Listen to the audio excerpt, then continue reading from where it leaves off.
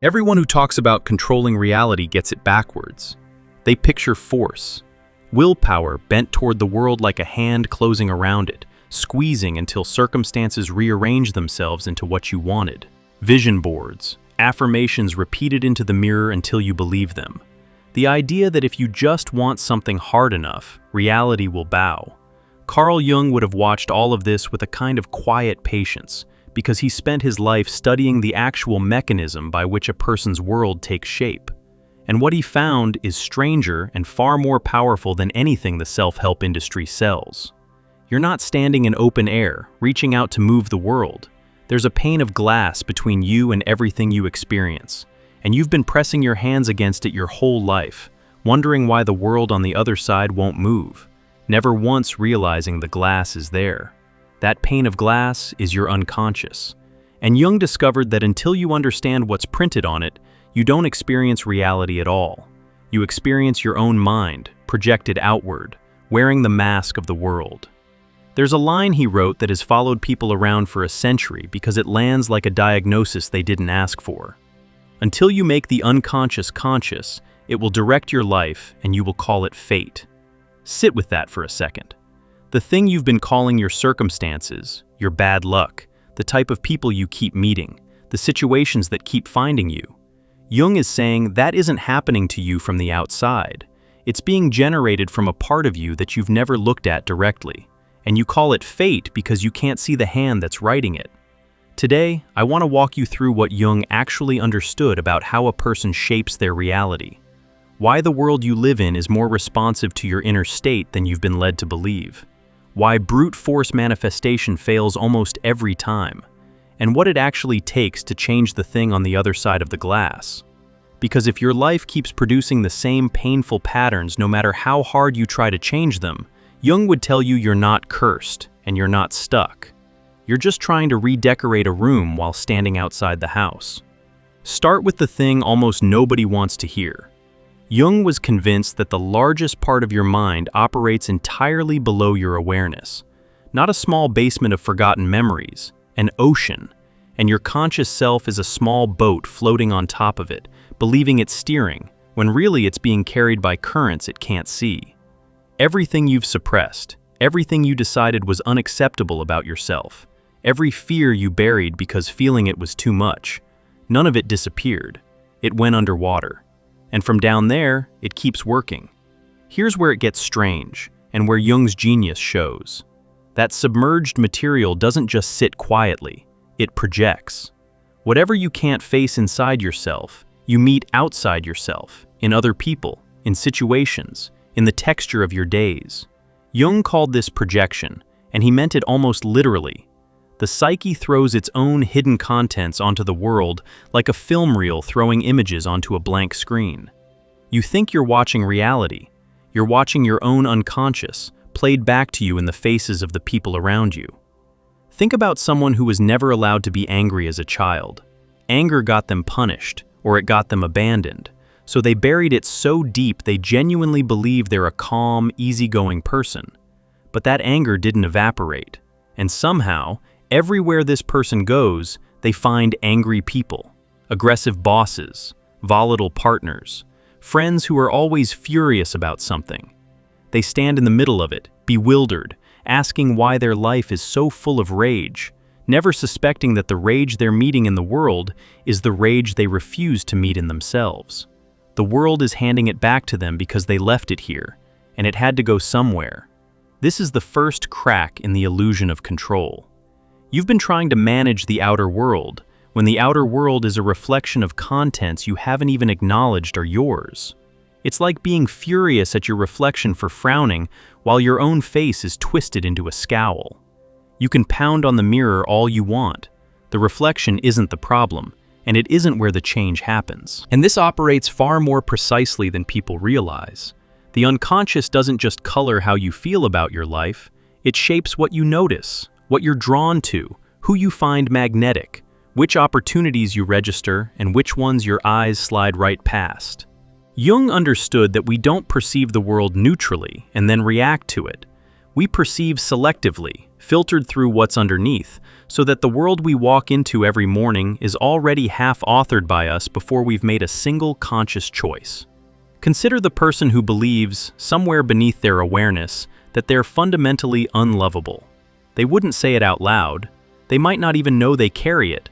But that belief sits on the glass, and everything comes through it. When someone treats them well, they distrust it. They wait for the catch. And often enough, their suspicion pushes the good person away, proving the belief. When someone treats them badly, something in them relaxes, because this, finally, matches what they already know to be true. They will walk past 10 people who could love them to reach the one who will confirm they can't be loved. And then they'll call it their romantic history. They'll call it their type. They'll call it fate. This is what Jung meant. The pattern isn't coming at you from a hostile universe. It's being emitted from a wound you've never turned to look at, and the universe is simply the screen it's being projected onto. Which means every attempt to fix your life by changing the screen, new city, new job, new partner, new vision board, leaves the projector running exactly as it was. You move 1,000 miles, and within a year the same people find you, the same situations reassemble, the same ache sets in. Because you brought the glass with you. You always bring the glass with you. Now you can see why willpower fails, why forcing positive thoughts on top of an unexamined mind produces so little. When you stand in front of the mirror repeating that you're confident and worthy, while the unconscious underneath still holds the conviction that you're worthless, you haven't changed anything real. You've just added a thin layer of conscious performance over an unconscious structure that's still doing all the actual work. And the unconscious is stronger. It always wins the long game because it's bigger, older, and it's running while you sleep. Jung would say the affirmation is the boat shouting directions at the ocean. The ocean doesn't hear you. It moves according to its own weather. This is why so many people who chase manifestation techniques end up quietly disappointed and secretly ashamed, wondering what's wrong with them, why it worked for everyone in the testimonials but not for them. There's nothing wrong with them. They were handed a method that only addresses the surface, and the surface was never where their life was being decided. The decisions were being made underwater, in the dark, by a part of themselves nobody ever taught them to find. So what would Jung tell you instead? He'd tell you to stop trying to control the reflection and go find the projector. He'd tell you that the only reality you can actually change is the one you've been unconsciously generating, and you change it by dragging its source up into the light. He called this making the unconscious conscious, and it's the most genuinely powerful thing a human being can do, not because it lets you bend the world with your mind, but because it stops you from unconsciously bending it against yourself. Before we go further into how that actually works, I want to mention something for anyone who's recognizing themselves in this, who's starting to feel that the patterns they've been blaming on the world might have a return address closer to home. We put together a guide called True Self-Discovery, 24 reflection exercises drawn from Jung's work, built specifically to help you find what's printed on your own glass. Not to force new thoughts on top of old ones, but to help you see what's already been running the show. If that's where you are right now, the link is below. And now let's get into the part that changes everything. Here's the turn, and it's the piece that separates Jung from every shallow version of this idea. Making the unconscious conscious isn't a pleasant exercise in self-discovery. It means walking straight into the parts of yourself you've spent your entire life avoiding. Jung called this territory the shadow. Everything you've disowned, everything you decided was too shameful, too weak, too dark, too much to be part of who you are. And here's the brutal mechanism. The shadow doesn't stay hidden just because you refuse to look. It runs your life from behind your back, and it does its clearest work in exactly the places you feel most out of control. The reason this matters for controlling reality is direct. Your shadow is the densest material on the glass. It's the source of your most stubborn projections, your most repetitive patterns, the situations that keep happening to you no matter what you consciously choose. When you meet a person who fills you with instant, irrational contempt, a reaction that's way out of proportion to anything they've actually done, Jung would tell you you're not seeing them clearly. You're seeing a piece of yourself you exiled, and you hate it out there because you can't bear to know it's in here. That contempt is a signpost. It's pointing directly at buried treasure, if you're willing to dig where it hurts. Imagine a man who prides himself on being generous, giving, endlessly accommodating. He built his whole identity on it, and he cannot stand selfish people. They enrage him disproportionately. He talks about them constantly. What he can't see is that his own needs, the perfectly human desire to receive, to be prioritized, to take up space, got buried so early that he experiences them as monstrous. So he can't own them. He can only meet them out in the world, in the selfish people who trigger him, and in his own life he keeps ending up drained, resentful, taken advantage of. Because a man who can't consciously hold his own needs will unconsciously arrange to have them ignored. His reality is being authored by the shadow he won't face, and no amount of positive thinking touches it because the whole engine is running below the waterline. When he finally turns and looks, when he lets himself feel the buried need without collapsing into shame about it, something shifts that no manifestation technique could ever produce. He starts to notice when he's giving to buy love instead of giving freely. He starts to catch the resentment early, before it curdles. He starts, quietly and without any drama, to set limits.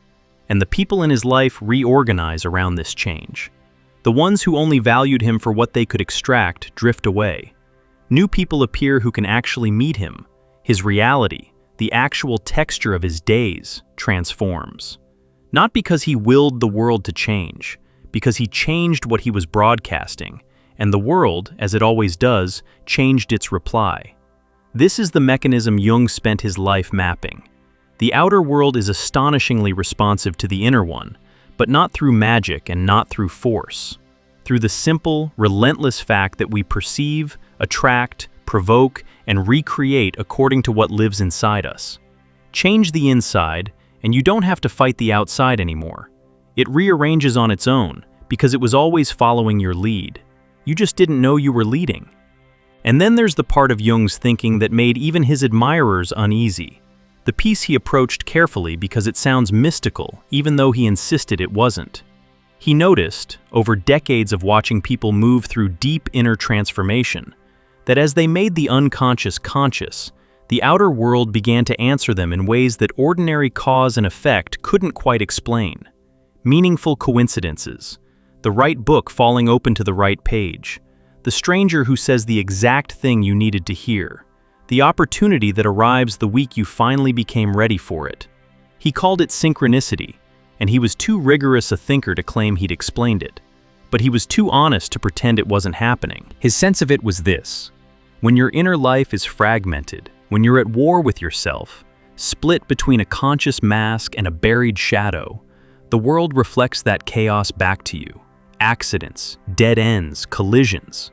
But as you integrate, as the divided pieces of you begin to work together instead of against each other, the world seems to fall into a kind of alignment with you. Doors that were locked come open. The meaningful pattern you couldn't find suddenly runs through everything. It's as if a person who has become whole inside begins to move through a world that has become coherent outside. Whether that's the psyche perceiving connections it was too scattered to notice before, or something deeper about the relationship between mind and matter, Jung left as an open question. But he never doubted the experience was real. So when people ask how to control reality, this is Jung's actual answer, and it's almost the opposite of what they came looking for. You don't get power over your life by tightening your grip on the outer world. You get it by loosening your grip on the illusion that the outer world is separate from you in the first place. The person who has done the inner work doesn't need to force circumstances, because they've stopped unconsciously sabotaging them. They've pulled their projections back home. They see people as they actually are, instead of as screens for their own buried material. And from that clarity, they act with a precision that looks, from the outside, almost like the world is bending to them. It isn't bending. They've simply stopped bending it against themselves. I won't pretend this is easy, because Jung never did, and the honesty is the whole point. Going down into the unconscious is the hardest thing a person can undertake. You have to feel things you spent decades not feeling. You have to own qualities you've defined your whole identity against. You have to sit in the discomfort of discovering that the people you blamed were, in part, mirrors. and that the life you thought was happening to you was, in part, being written by you. That last recognition is a specific kind of vertigo. It takes away your innocence. You can no longer be simply the victim of your circumstances because you've seen your own hand in them. But here's what Jung understood that makes the difficulty worth it. That same recognition, I've had a hand in this, is the only real doorway to power over your life that has ever existed. If your reality is happening to you from the outside, you're helpless. You can only hope the universe decides to be kinder. But if your reality is being generated, in significant part, from a place inside you that you can actually reach and change, then everything is different. The pain becomes information. The pattern becomes a map back to the wound that's producing it. And the wound, once you find it and finally feel it, stops needing to reproduce itself in the outer world. It got the attention it was always demanding. It can rest. That's why the people who do this work develop a quality that's hard to name but easy to feel when you're near it. A kind of groundedness. A sense that they're not at the mercy of every shift in circumstance because their center is inside them now instead of scattered across the events of their day. They can lose things without coming apart. They can be alone without panicking. They meet the world from a place of wholeness instead of hunger, and the world responds to wholeness completely differently than it responds to need. Jung would say they've stopped living from the ego alone and started living from the self, the deeper center that includes everything, even the parts they used to exile. And notice what this does to the phrase you came here for. Controlling reality stops meaning what it meant when you started reading this. It stops meaning domination, force, the will imposing itself on the world. It becomes something quieter and infinitely more real, the end of being unconsciously controlled by reality. Because the person who hasn't done this work isn't in control of anything. They're a passenger, driven by projections and patterns they can't see, calling the whole ride fate. The person who's made the unconscious conscious isn't forcing the world to obey. They've simply stopped being pushed around by the parts of themselves they refuse to know. And that, it turns out, is the only control that was ever available. If you're sitting with all of this and feeling the weight of it, the sense that the patterns you've blamed on bad luck might trace back to something you've never let yourself look at, that's not a reason for despair. Jung would say it's the most hopeful moment you can arrive at, because it's the moment the real work becomes possible.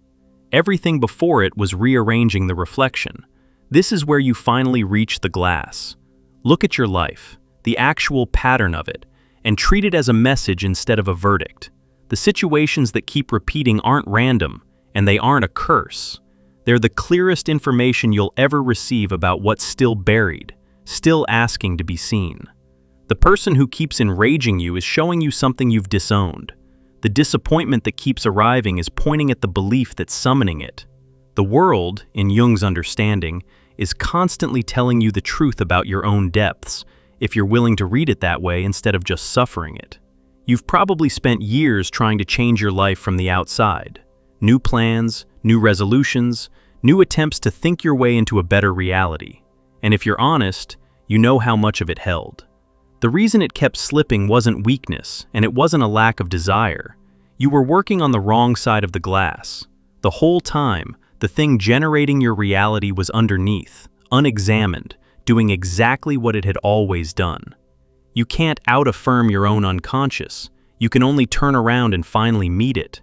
That meeting is the most important thing you'll ever do, and it's also the least dramatic. It doesn't happen on a mountaintop. It happens in the small moment when you catch yourself blaming, and you pause, and you ask, what part of this is mine?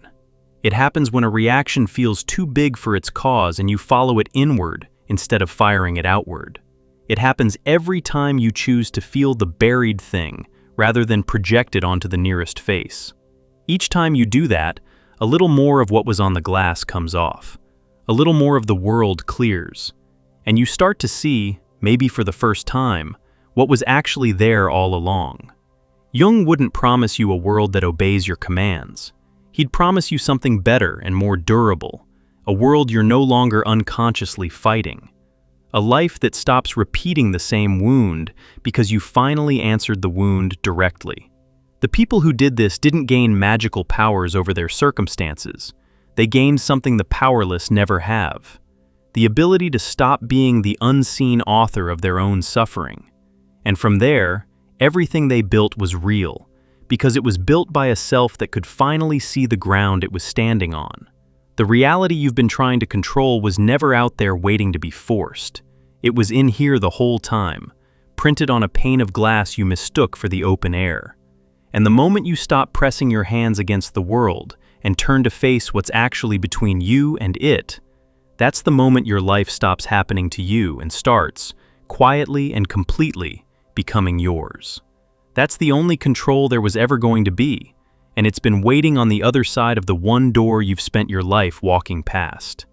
If this is stirring something in you, if you're ready to stop working on the reflection and finally reach the glass, that's exactly what we built true self-discovery for. 24 reflection exercises rooted in Jung's work, made to help you find what's been directing your life from underneath, so you can meet it, know it, and stop calling it fate. It won't do the descent for you, nothing can, but it'll walk beside you while you make it. The link is right below.